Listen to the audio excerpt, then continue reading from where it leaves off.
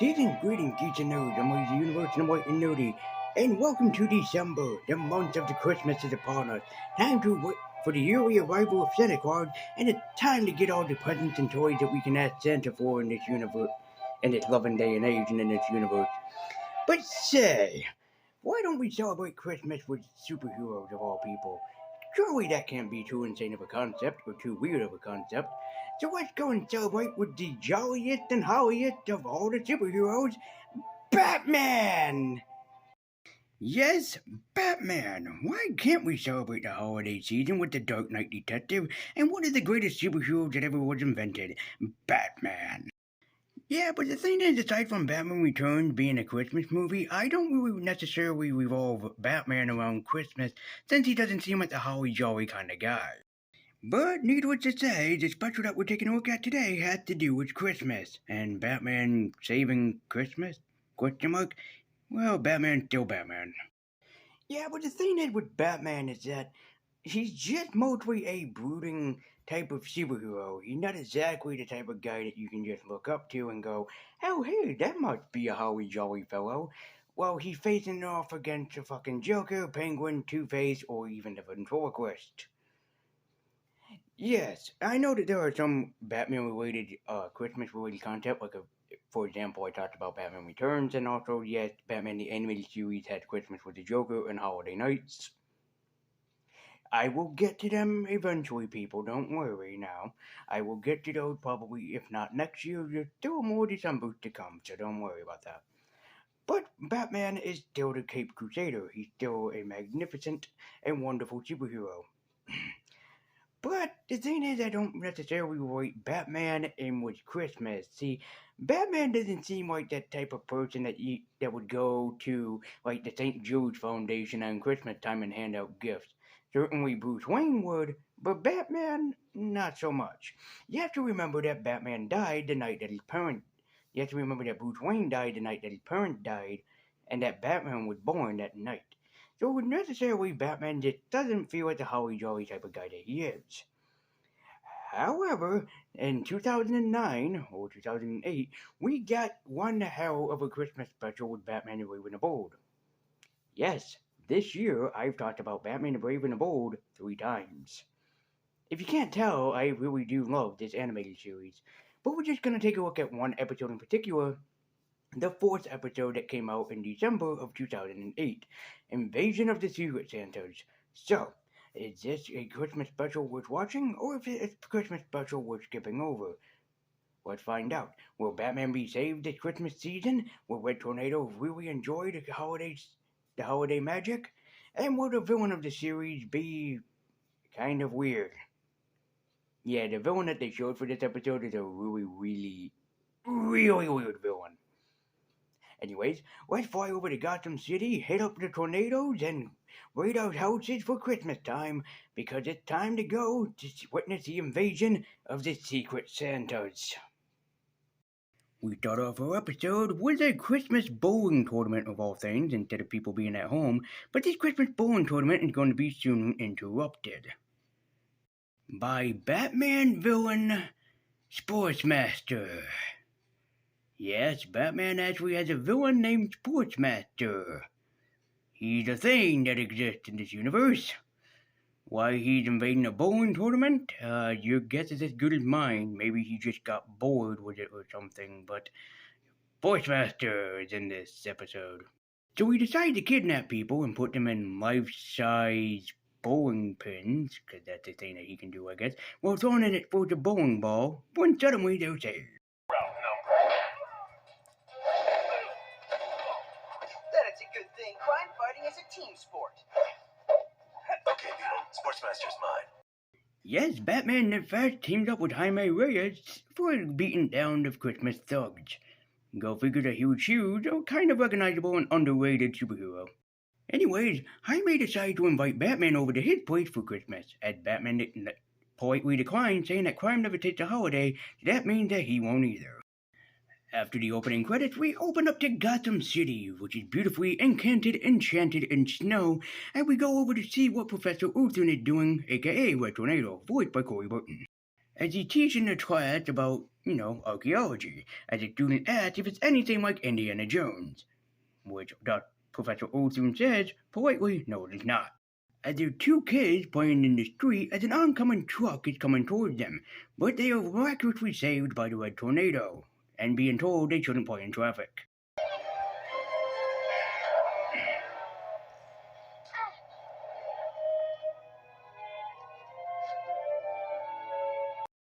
As anyways, he berates the father, not the children, about them playing in the traffic with an oncoming truck coming, as they explain that they shouldn't have that during Christmas. Red Tornado is confused. He doesn't know what Christmas is, as they tell him it's the best time of the year and the best season ever. And Tornado is still confused, being an android. See, a lot of people might have this problem with Red Tornado kind of being the main character next to Batman. It's that Tornado is an android, so every time when someone tells him something or he finds out something, he wants to learn more about it. It's his way of being interested and involved in the community. Even still being a Justice League member, he's still learning things even still to this day. Which I find that Corey Burton handled the role quite well, and is specifically trying to figure out what exactly Christmas is. And basically when the kids tell him about what Christmas is, he wants to, excuse me, he wants to basically find out what it is. So Tornado does what any other person would do. No, he doesn't go online. He instead watches a Christmas movie, decorates his house, and read books while trying to figure out this whole Christmas season. And it's kind of adorable to see Red Tornado trying to figure out how he can manage to make this holiday for himself even more brighter. Oh, I wasn't kidding either. Red Tornado sits at home and tries to figure out how he can make the Christmas spirit come to him. So he decides to read a book by input joke here. As he does all the things that a good person would. He decorates his house, he puts on white Christmas sweaters, he tries to do the whole Christmas thing and Christmas spirit in of himself. Even Tornado tried to do something that no other person in humanity would ever think about doing, or if they do, they don't do it much anymore. He tried Christmas caroling. Jingle bells, jingle all the way. Me trying to spread some damn Christmas cheer around this goddamn universe, and nobody really gives a damn about what I have to do. I don't even sing jingle bells. I try to be catchy and sing it, baby it's cold outside while stripping off my clothes, but the neighbors don't exactly appreciate that kind of thing anymore. Why is baby it's cold outside a sexual song? It's not even played on the radio anymore. I mean, seriously, what the hell happened with that? Did people just decide to stop listening to it? I mean, for God's sake, it's the iconic and amazing Tony Bennett. You would want to, do that. What's next? Nat King Cole's The Christmas Song will no longer be appreciated? What? I like Nat King Cole's The Christmas Song. It's one of my favorite Christmas songs to be played during the month of December. Every time it plays, I just have to listen to it and sing along to it. It's kind of impossible for me to do. But them damn carolers every single year, trying to spread their Christmas joy. I won't have it, I say. I won't have it! Unless I'm singing with them, because my voice is the voice of an angel. By the way, Red Tornado tried to think about the scientific way of Christmas. Let's see, where have I seen this before? I knew I recognized where science and Christmas was coming from. Yeah, it is a nod to The Nightmare Before Christmas, and I gotta say, I love that it's involved in the special. Though, admittedly, I'm surprised there isn't a scene in the entire special where Red Tornado ends up doing this when he can't figure out the Christmas spirit. Interesting reaction. But what does it mean? So, while watching Christmas movies, I would assume It's a Wonderful Life on TV, Red Tornado wants to know about the Christmas spirit until it is interrupted by this. People of Earth, surrender to us the one called Santa Claus, or be destroyed. From this day forward, he will finally bring the children of Neptune the joy and happiness they have long been denied. So yeah, aliens are invading. Why? I don't know. The aliens are invading Gotham City because they want to take over Santa Claus to bring joy to children. Go figure. Not to worry, children. Batman is on the job after exploding a Christmas tree because it's the season to blow up a Christmas tree, as the aliens are still going to keep invading Gotham. As Batman is soon greeted by Red Tornado, who wishes him a very Merry Christmas, as Batman tells him, now is not the time, now is the time to take down the UFOs. After taking down the UFOs, they soon realize that the UFOs are not of alien origin. They're instead toys made by one person, Funhouse. Funhouse, I believe he existed in the golden age of DC Comics, and I believe that he was brought back by the man, myth, and legend, Grant Morrison. It's kind of weird that they showed him instead of using Superman villain Toyman. I mean, it would make more sense to have Toyman be doing this instead of Funhouse. It's just a very weird villain to shoot for the series. And also, in case people are wondering if I'm going to point it out, sure. The Martians invading Gotham City because they want to bring joy to the children of Jupiter is a reference to Santa Claus conquers the Martians. In that movie, Santa Claus goes to, I believe it is, Mars to bring the children of Mars happiness. It's an actual movie. You can go and look it up. I think it was riffed by Mystery Science Theater 3000, so you can go and look it up there. But it still matters just to point out because people probably don't think that it's actually a real film. No, it's like a sci-fi film. Santa Claus goes to space to bring aliens the joys of Christmas. It's an actual film. You can go and look it up. But I just hate how this involved Funhouse of all people instead of Toyman, which I would think that Toyman would fit in a lot better than Funhouse, but that's just me. So yes, this all has to do with a villain who's trying to take over Christmas. Yeah, this episode is pretty weird if you couldn't tell. And they are soon met by the man, myth, and legend Funhouse, who's holding a very recognizable doll. Say, where have we seen that doll before, truthfully?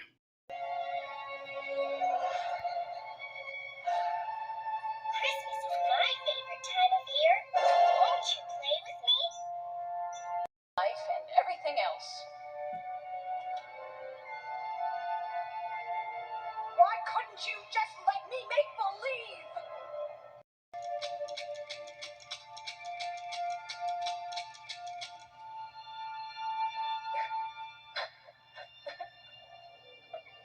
Yep, that was a reference to my favorite Batman the Animated Series episode, Baby Doll, written by the great Paul Dini. Say, how do you think that conversation with Paul Dini went down if they just went to him and said, hey Paul, or Mr. Dini, would you mind if we borrow your creation Baby Doll just as a joke in Batman the Brave and the Bold? What do you mean, no? Screw it, we'll put her in anyways. I have a feeling it went down a lot more sincere than that. I mean, Paul Dini is a very nice guy. I'm pretty sure that he was like, yeah, sure, why not? And he probably got a kick out of it when he saw Baby Doll explode because it was a bomb. But she did explode in popularity. I'd include a rim shot, but I can't. So, she did explode in popularity. Dum-dum. That's the best I can do. Now it's time for my main gripe with this episode. The one problem I can't let go whenever I watch this special. So let's talk about it instead of beating around the bush. Why does Batman hate the holiday season? So to watch this episode, Batman had been against Red Tornado celebrating Christmas. Tornado can't seem to figure out why Batman hates Christmas and the whole Christmas thing. So it turns out that on Christmas, Bruce Wayne was a spoiled brat. Seriously, you should see this episode. He really is a spoiled brat. And he didn't get what he expected for Christmas. So yeah, Batman wanted a Zorro action figure, but his father handed down to him a very special nutcracker that his father had, and now he's passing down to Bruce. How did Bruce react? I wanted the swashbuckler action figure.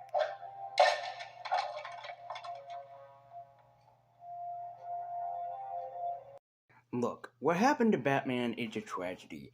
Anybody who loses a parent or loved one due to an accident, crime, or an unforeseen circumstance, it is a criminal thing to have happen to them. definitely.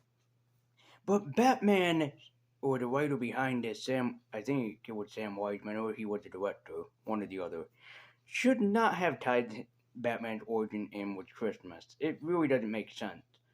Like, it's understandable that Batman would still miss his family on Christmas because he's alone. That was the point of Batman Returns, that no matter what Batman does, he will always be alone.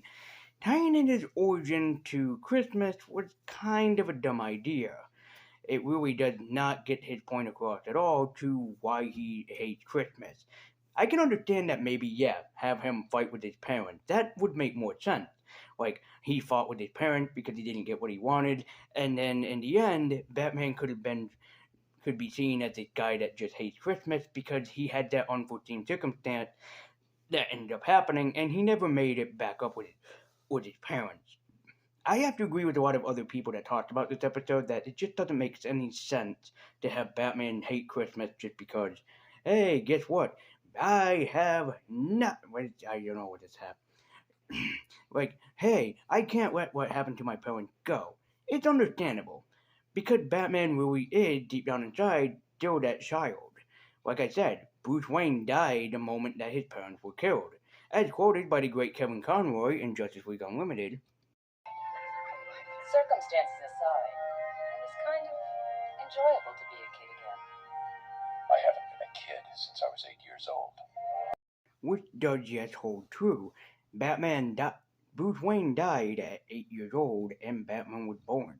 It is a tragedy what happened to Batman, but we have to remember that, yeah, he can't let go of a tragedy because of the PTSD and memories and everything that he holds against it, and he's trying to protect that to happen to other people. But I like the Batman Returns excuse more, that he's locked into this persona and that he can't get out. He's fallen into the pit of the darkness, and he always stands at the edge and he hasn't fallen in yet. But eventually, there will be a point in the past where Batman will dive deep down inside of the pit and never return. So, yeah, the origin here is kind of stupid. I like how it's intervened, but it would have looked more like it if that, yeah, Bruce Wayne threw an argument with his parents and he never made up with them after what happened with the Nutcracker. But that's a stupid rant that I had to say. It was kind of smart, but also kind of dumb at the same time. So let's review this kind of a gun and get it done and over with, shall we? So as it turns out, Funhouse also created some Santa Clauses, because while Batman and Red Tornado tried to interfere with Santa Claus, he instead knocked them the fuck out. Batman's answering to how to defeat the Santa Claus is by throwing a batarang into it and lighting the fucking bitch on fire so its eyes explode out of its head. There's a Christmas card image for the entire people and family at home. Merry Christmas! We killed Santa Claus. So next for Batman and Red Tornado is to go and look for a bomb. Why? Because the Funhouse told him that he's hidden a bomb amongst Gotham City, so it's up for the two heroes to find it. Unfortunately, it is now Christmas Day and they didn't find a bomb. The two heroes figure out that the bomb was a hoax the entire time and was a wild goose chase for Christmas morning. Why Christmas morning? Because Funhouse created the Presto Play Powers, as they suddenly on Christmas morning come to life and start stealing things from the families of Christmas. As the heroes suddenly interfere with Funhouse's plans, but Funhouse has another idea for them. Funhouse unites the Presto Play Powers together.